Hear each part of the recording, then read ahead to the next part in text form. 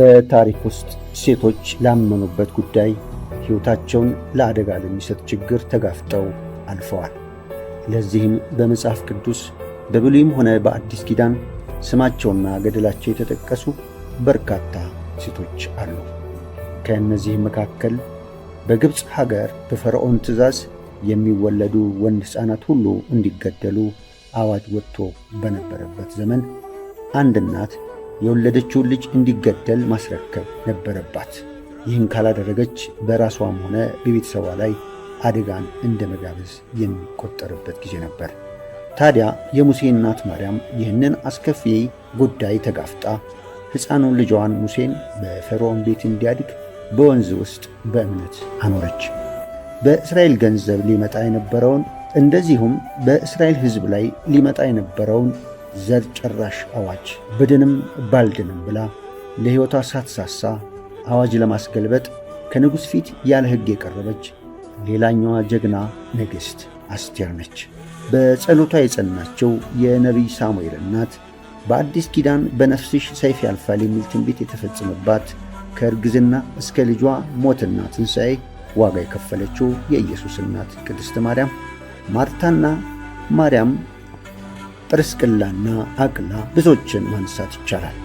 እነዚህ በእምነታቸው ተጋድለው ለአምላካቸው ያላቸውን ታማኝነት ያሳዩ ለሕዝባቸውና ለሰው ልጅ በረከት ምክንያት የሆኑ የቤተ ክርስቲያን ትሩፋቶች ናቸው። ታዲያ ወንጌል ዛሬም ይሠራልና በታሪክ ውስጥ የሴቶች ስለ እምነታቸው የሚከፍሉት ዋጋ ብዙ የሚባል ታሪክ አላቸው ብቻም ሳይሆን ዛሬም በዘመናችን በዓለም ላይ ስለ ክርስቶስ ፍቅርና ስለ ወንጌል እምነታቸው ዋጋ የሚከፍሉ በርካታ ሴቶች፣ ጀግኖች ሴቶች አሉ። ከነዚህ መካከል ዛሬ ይዘንላችሁ የምንቀርበው ታሪክ በሀገራችን ምስራቃዊ ክፍል ነዋሪ የነበረችው በእስልምና እምነት በቤተሰቧ መካከል የምትታወቅ ነበረች። ታዲያ ምን ገጠማት? ከእርሷ እንሰማለን። ግሩም አባት የምትራራ የምትረዳኝ መጀመሪያ ሲኑ አለ፣ ሁሉም ነገር አለ። የመጀመሪያ ልጅ አለ።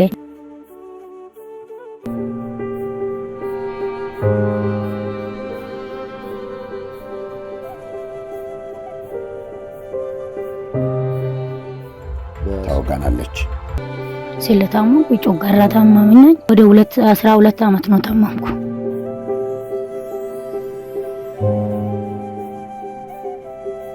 ጮጋራ ሕክምና መጃለው። ወደ ላይ ቁስል አለ። ብላ ነገር እያቃጠሉኝ ማለት ነው። ይተወሻል ብሎ ያለርኩ ቦታ የለም። ሐኪም ቤት መጃለው። አባቴ ደግሞ ሼክ ነው። መድኃኒት በጥብጦ ይሰጠኛል። ሁሌ እጠጣለሁ። ጧት ተነስቼ እሱን እጠጣለሁ። ትድናለሽ፣ ነገ ትድናለሽ፣ ዛሬ ትድናለሽ ያለ እየጠጣው ምንም አልተሻልኩም።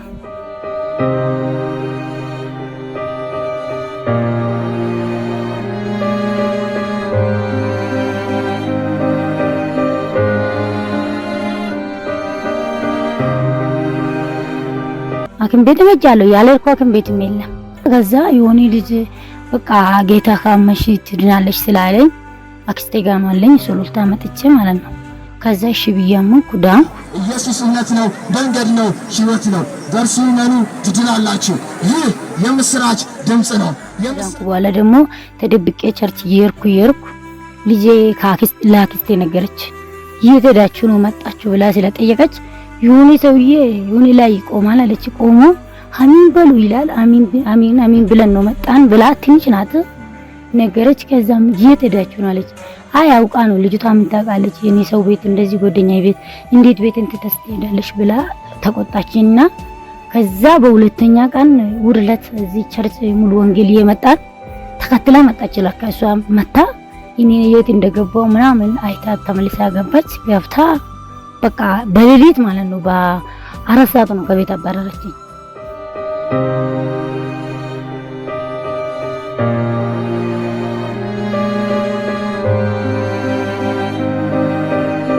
ምግብ ቦታ የለኝም። የት ገባለሁ ብዬ እየሄድኩ እዛ ገብርኤል የሚባል ቤተክርስቲያን አለ። እዛ ስራ አድረን ተኝተን አደርን። ከዛ ተነስታና ወደዚህ መጣን።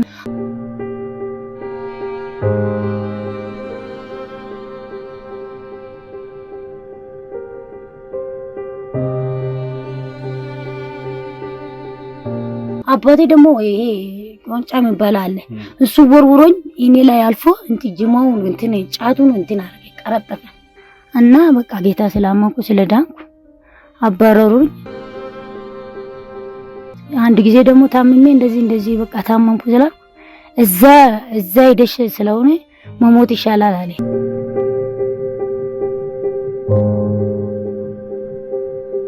አንቺ ከመዳን መሞት ይሻላል አለባት። እዚህ 2 ዓመት ውስጥ ያልገጠመኝ ነገር የለም። ተደበደብ ምንም በቃ ወንድሜ ራሱ እዚህ መጥቶ ኮትቶኝ አንድ ቀንማ ከዚህ ወስዶኝ አዳማ ደርሶኝ ማለት ነው። ከዛ እየጮኩ የሆነ ፖሊስ መጣ። ፖሊሱ መጥቶ ምንድነው እብድ ናት አለ። አስሮኝ እጄና እግሬን አስሮ እብድ ናት እዛ ጠፍታ ነው መጣች ወደ ሀገራችን ወስድ ነው አለ። ኧረ አላበድኩም አልኩ። ፖሊሱን አላበድኩም አውርዳኝና ነገር አለ ሁሉም ነገር አልኩ ለፖሊሱ እና ለምንድን ነው አለ። አይ እብድ ናት እውነት እብድ ናት ወላሂ ብላሂ ይላል። ከዛ ሰውዬ አውርዳትና አለ። አንዱ ጴንጤ ነው። ከዛ ወረድኩና ውሸቱ ነው አልኩ። አማሉቱ ስለቀየርኩ ነው እንደዚህ ያረጋኝ እንጂ እኔ እብድ አይደለም። የሶስት ልጅ እናት ነኝ። ልጆቼ ራሱ አሉ ከፈለክ እዛ ቡራዩን አሉ ልጆቼ ራሱ 2 ሴቶች ልጆች አለኝ። እነሱን አምጥቼ አሳያለሁ ወይ ደግሞ እሱ ይዞኝ እዛ ሂድና ልጆቼን አሳያለሁ አልኩ። ከዛ ምንም አታውቅም እሷ እብድ ናት ብሎ ወደ መኪና የመለሰኝ። አይሆንም አለ አንዱ ፖሊሱ። ምንድነው ማለትሽ? ምን ሆነሻል? ጴንጤ እንኳን ስለዛ ነው እንጂ እኔ እብድ አይደለም። አሁን ቁስል ሁሉ ሰውነቴ ላይ እግዚአብሔር ምስክር ነው። ቁስል ስንት ቦታ ቁስል አለ።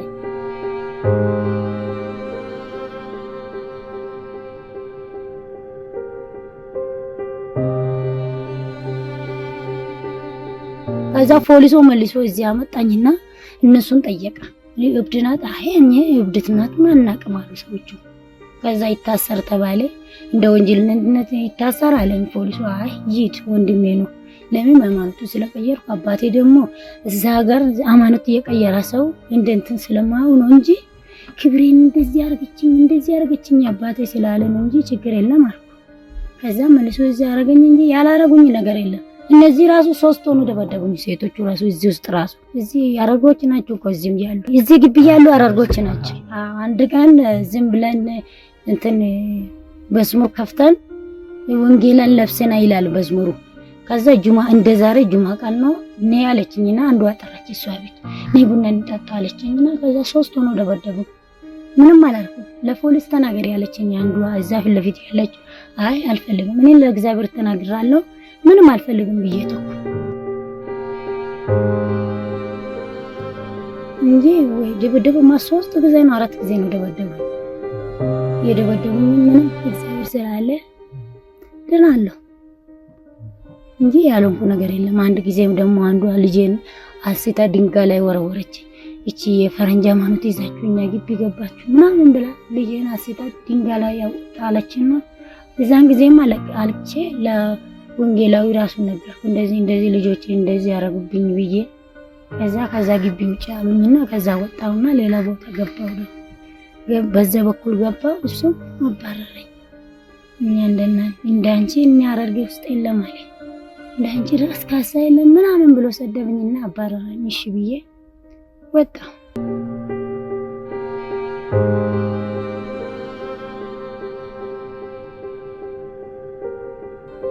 እግዚአብሔር ተመስገን። መንገድ ላይም ከሆነ ይኖራል እግዚአብሔር ስላለን ምንም አይመስልም። እሺ ብዬ ወደዚህ መጣው። እዚህ መጥቼ ደግሞ የሆነ ሴትዮ አለች እዛ እኛ ሀገር ጎረቤት ናት። እሷ ጋር አንድ ሳምንት አደርኩና ባልዮ በሁለተኛ ቀን መጥቶ ጎትቶ ከቤት አወጣኝ። አውጥቶኝ በቃ ውጭ ላይ ጣለኝ። የኖር አሁን ደግሞ እግዚአብሔር የተመሰገነ ይሁን አለ። ምንም ቤተሰቦቼ ማንም አይጠይቁኝም። ታምምም አልልም ማንም። እዚህ ራሱ አሁን ለሊት ይሰድቡኛል።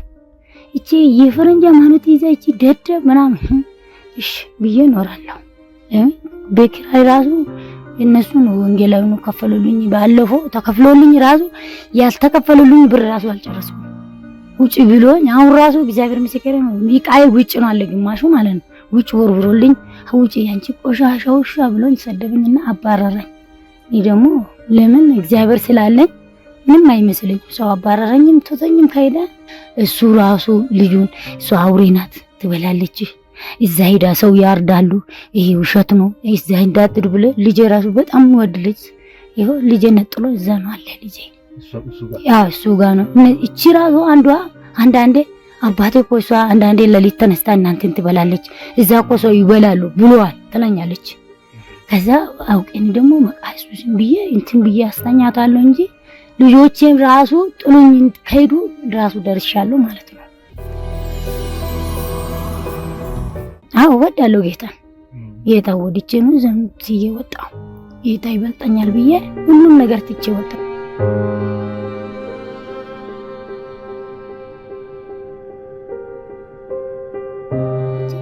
ከዛ በኋላ የሰው ቤት የሄድኩ ያጣብኩ ነው እያልኩ እኖራለሁ። አሁን ራሱ ልብስ እያጠብኩ ወንጌል አይደውልልኝ ዘፍዝፌ መጣሁ እንጂ እኖራለሁ። ጌታማ በጣም ነው የምወደው። እኔ ከማንም በላይ ጌታ ስላለ ምንም አይመስልኝም። እኔ ከሀብት በላይ ጌታ መርጬ ስለወጣሁ እሱ ደግሞ ያስኖረኛል።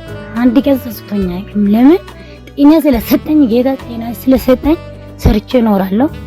ጤና አለኝ። በዛን ጊዜ ብር አለኝ የሌለ የለም። ብር አለ ብር ዛሬም ነገም ቆጥራለሁ። ብር ምንም ስለሌለ ጌታ ደግሞ በባዶ እጄ አድኖኝ እንደዚህ ድኜ ስለኖር ምንም አይጸጽተኝም። አጠናለሁ ከልጆቼ ጋራ አጠናለሁ። አሁን አንዷ 5ኛ ክፍል አነባለች፣ ወንጌል አነባለች፣ ትጸልያለች። መንዳናችሁ 2 ልጆች እኔ ጋር ናቸው። ወይ መርዳት ካገኘን ማን ይገለኛል? እሱ ራሱ በፖሊስ አዝዞኝ ፖኒካ አወረድኩ 10,000 ብር ከፍዬ ዘይጄ አድርጌ ኒካ በፖሊስ አዘዘኝና እዛ ወሰደኝና ከዛ እጄ ኒካውን አወረድኩ። አውርጂ ተብሎ ካላወረድሽ ብሎ ወይ አውርጂ ወይ ደግሞ ገብተሽ ቤትሽ ኑሪ ተባለ። ሚስት ላገባ ነው አለኝ። ከዛ እጄ 10,000 ብር ከፍዬ አወረድኩ። እሱ ጋር ሆነ እሱ አልፈልግም ካለ 20,000 ብር ከፍላል። እኔ ሆነ ደግሞ 10,000 ከፍላለሁ። 10,000 ከፍዬ አወረድኩና ተመልሼ መጣሁ እንጂ እንኳን መርዳት ይገለኛል። በቃ እንዲ ቤተሰቦቼ ወደ እኔ አምኖ ሲል እንደመጡና ልጆቼ ደህና መሆኑ እኔም ጤነኛው ነኝ ሰርቼ እንደማገር እና ለቤተሰቦቼ ደግሞ ወንድሜ አሁን አንዴ አምናለሁ ይለኛል፣ አንዴ ወደ አንቺ እመጣለሁ፣ አንዴ እንደዛ ይላል። ለወንድሜ ራሱ ከጸለየልኝ እሱ ራሱ ከመጣ እግዚአብሔር ፍቃዱ ነው። ከሚዋጋ ምኞት ርቀው እሱን ተሻገሩ አሸንፈው አሸንፈው ከእምነት ድል የነሱ ያለፉትን የቀደሙትን እያየን ከፊታችን ልንቆም ያስፈልገናል ለጌታችን የሕይወት ምርጫችን እርሱ ነውና ዋስትናችን እርሱ ነውና ዋስትናችን። እንግዲህ በዙሪያችን በርካታ የእምነት ሴት አርበኞች እንዳሉን ምስክር ነው። ክርስትና ምክንያት ለሚመጣ መከራ መጽሐፍ ቅዱስ ብዙ ማስረጃን ያቀርባል። እነዚህ መካከል መከራ ትዕግስትን እንዲያደርግ፣ ትዕግስትን ፈተናን፣ ፈተናም ተስፋን እንዲያደርግ እያወቅን በመከራችን ደግሞ እንመካለን ይላል መጽሐፍ ቅዱስ።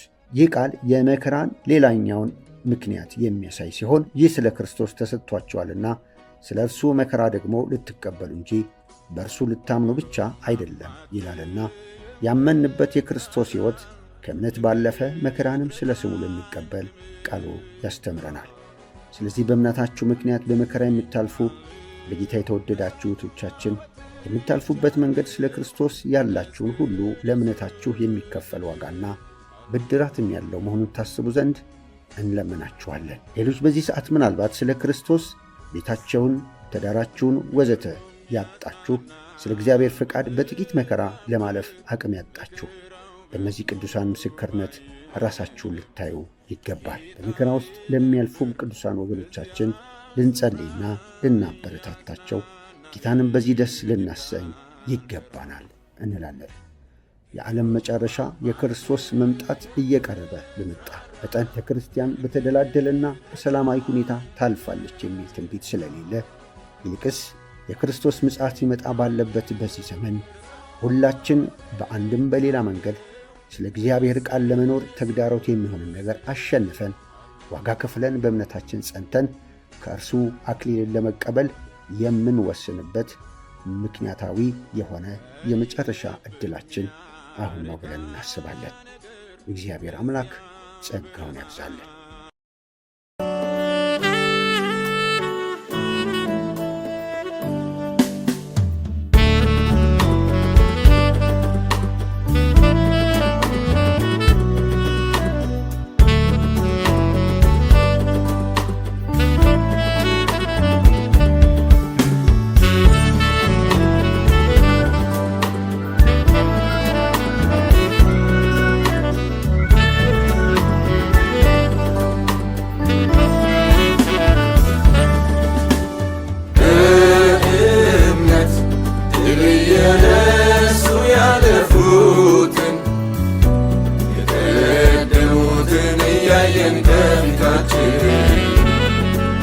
ልንቆም ያስፈልገናል ለጌታችን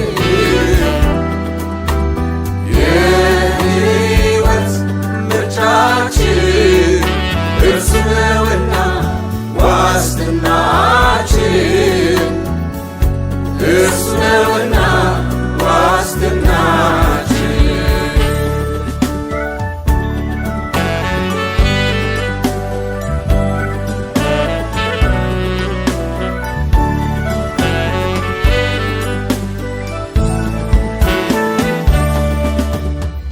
ሁሉም የሚበልጠውን ተመልክተው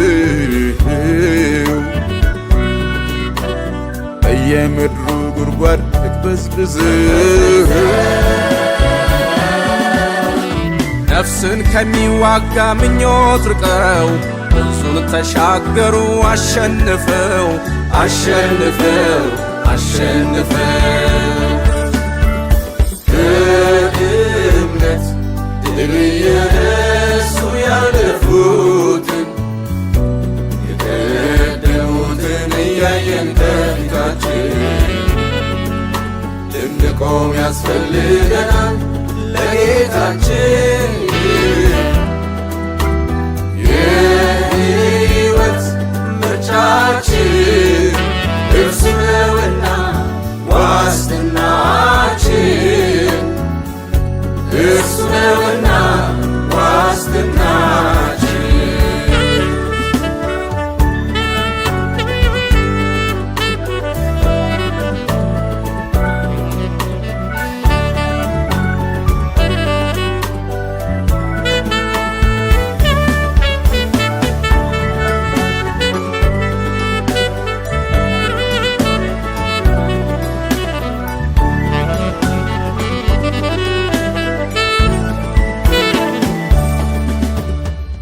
የምትመስል ሰፊ መንገድ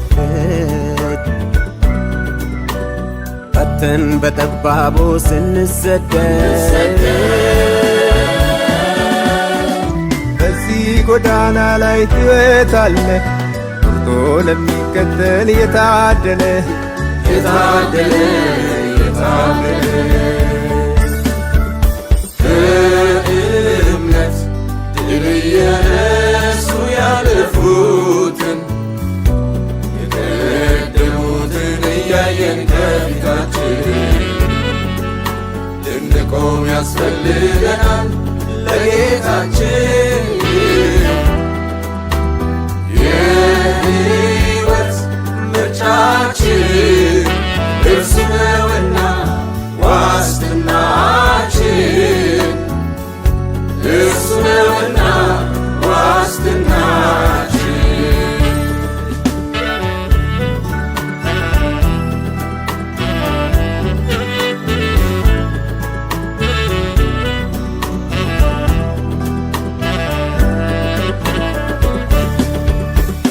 ባለጠጋ ሲሆን ደፊቶልን ባለማረግ ሲሆን ተዋርዶልን እውነተኛውን ፍቅር ገለጸልን ያም በዚህ መንገድ እንሄዳለን እንሄዳለን እንሄዳለን በእምነት ድል የነሱ ያለፉትን የቀደሙትን እያየን ከፊታችን መቆም ያስፈልገናል ለጌታችን የሕይወት ምርጫችን እርሱ ነውና ዋስትናችን እርሱ ነውና ዋስትናችን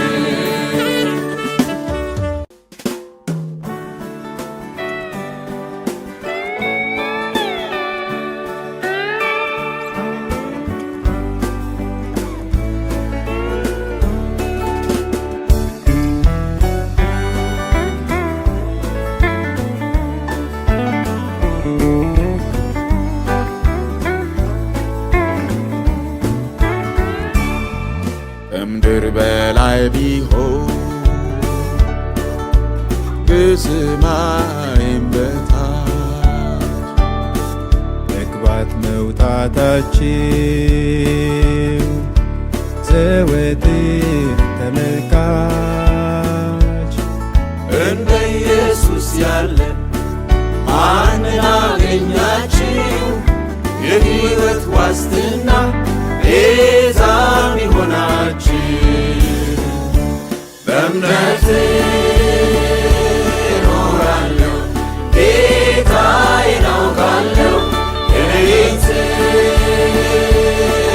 አምባ ተጠግቼዋለሁ ወጀቡን ሳልፈራ ታግዬ እረታለሁ የክብር ሽልማቴ ከእጁ እረከባለሁ።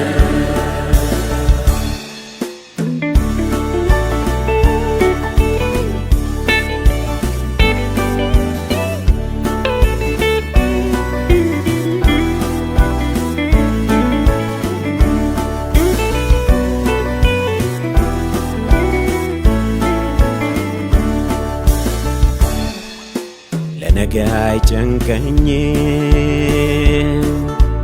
ጭጋግ ቢሸፍነው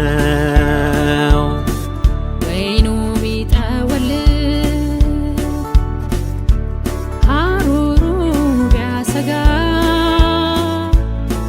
የእግሬ መብራት ነው ቃሉ በእጄ ያለው የተፈጥሮ አዛዥ ኢየሱስ ሕያው ነው። በእምነት እኖራለሁ ጌታዬን አውቃለሁ የኔን ጽኑ አምባ ተጠግቼዋለሁ ወጀቡን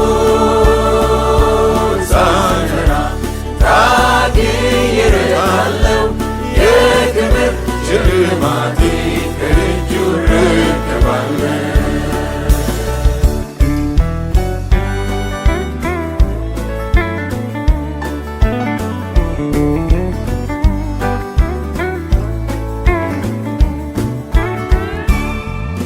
ፈቃዱ ሲሞላ ጌታዬ ከብሮ ሳይ ምድር እልል ስትል ሲያጨበጭብ ሰማይ መጠለያ ርስቴ እንጀራዬ ያለው ነፍሴ ትጠግባለች በክብር በግርማ በእምነት እኖራለሁ ጌታዬን አውቃለሁ የኔን ጽኑ አምባ ተጠግቼዋለሁ ወጀቡን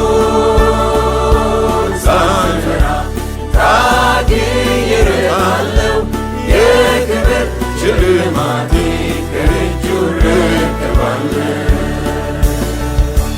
በእምነት እኖራለሁ ጌታዬን አውቃለሁ የኔን ጽኑ አምባ ተጠግቼዋለሁ ወጀቡን ሳልፈራ ታግዬ እረታለሁ የክብር ሽልማቴ